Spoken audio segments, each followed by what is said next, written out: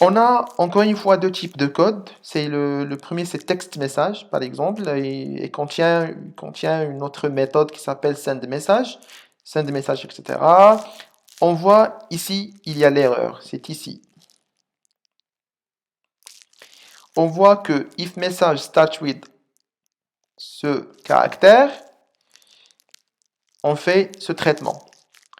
Mais si on n'a pas le message qui commence par ce caractère, par exemple là, on va faire un autre traitement. Mais imagine que la partie métier, par exemple, où le client a ajouté un autre critère et un autre traitement.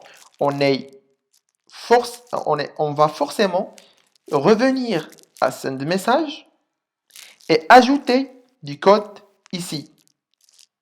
C'est-à-dire, on a violé le principe de fermer à la modification.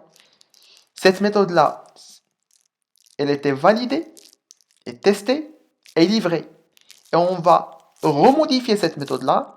On ne sait jamais, on peut par exemple commettre une erreur ou quelque chose comme ça. Et pour pallier à ce problème-là, on a la partie droite qui contient la correction.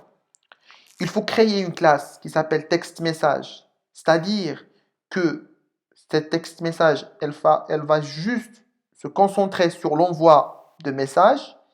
Il n'y a ni if ni rien.